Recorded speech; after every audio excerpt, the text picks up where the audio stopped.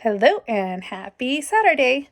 So, we just finished doing the clairvoyance workshop. It is in strengthening your clairs, and topic for today was your clairvoyance. And I thought I'd give a little snippet of the workshop by going over one of the exercises we did, and that is being able to look at an object and get impressions from that object. Now, it's similar to psychometry, and that is in where you hold an object and pick up the images and impressions that you get from holding an object.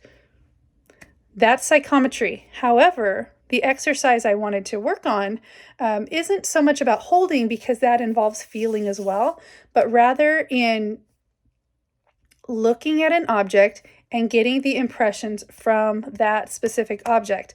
And the reason I wanted to work on this exercise is because it is going to strengthen that muscle that allows you to take the images from either spirit or an intuitive reading, whichever one you're doing, and get clearer images, clearer messages, clearer validation points. So for instance, this is one of the objects I was holding, and I had the people in the class look at this object and get as many impressions as they could from it.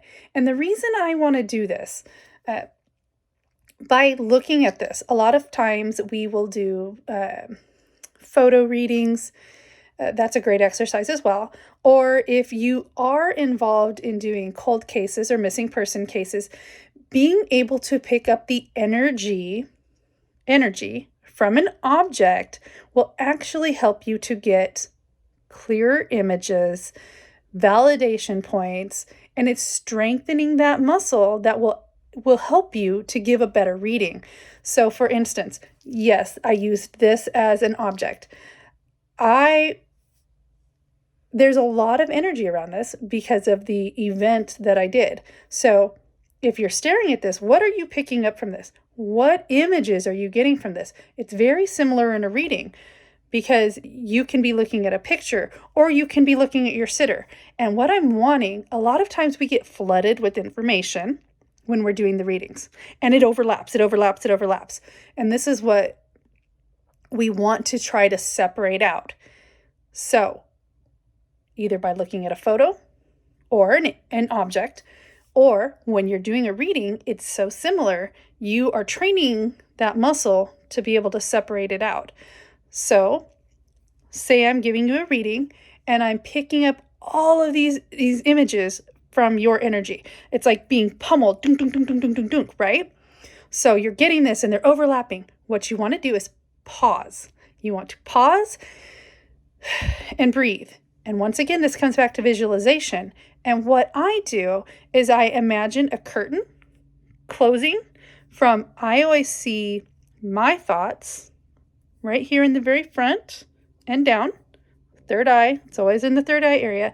But when I see messages from spirit, or if I see images from sitters, it's always center and down. Same thing, third eye, but just straight back and down. And from the center, okay? So I imagine a curtain separating the two. And then what I do is by putting that curtain, I'm placing a barrier between what I'm getting from sitter and what I'm getting myself, right?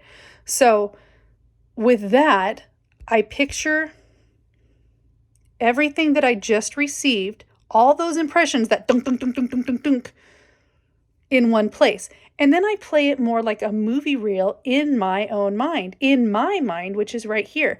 Because when I do that, I can slow it down and separate it out. For instance, say I'm doing a reading on you and I am getting just pummeled by information. I'm seeing a piece of cheese.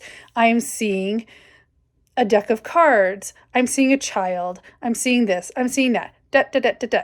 What I can do by putting it into that movie reel format and playing it right here instead is I can slow it down and then give you the message. Well, I think you're hungry right now, or you really just like cheese, because you're showing me this. I also see that you're looking at a deck of cards. So you're thinking about possibly building a business to give readings, or you're wondering if we can do a card reading. And I also see that you're thinking about a child. So you're concerned about a child at this point.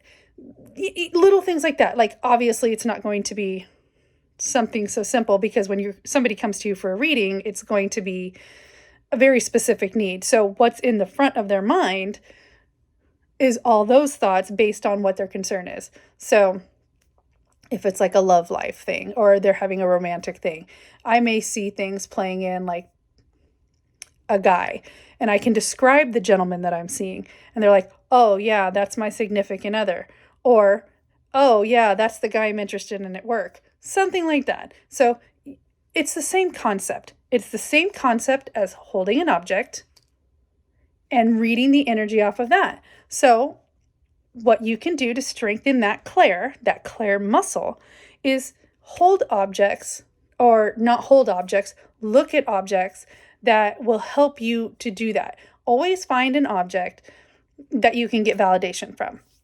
One thing I would recommend is pictures. They're amazing for having validation points. I like to give some of my students cold case pictures, because they can look at the image, and then online, if you look up cold cases, look at the picture first. Get as many impressions as you can. Write them all down in your journal. You should have a journal for all this, just to keep notes and tabs on how you're doing.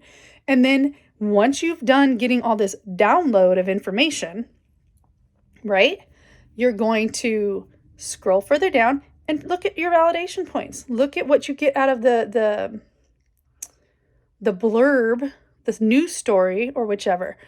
Oftentimes, sometimes, maybe, they have basic information, but not all the information. However, what you can do at that point is you have a name, if you didn't know who it was beforehand, and then you can look that person up and find more validation points for the stuff you were seeing. That's one way of doing it. Or have a friend hold up an object, just like I did with this class, and do the same thing. Get the impressions. If it starts to flood in, draw the curtain closed and do a movie reel in your mind to separate it out and make it easier for you. That's just some of the tips and tricks I would use, and what might make it easier for you to strengthen that muscle. Thanks so much.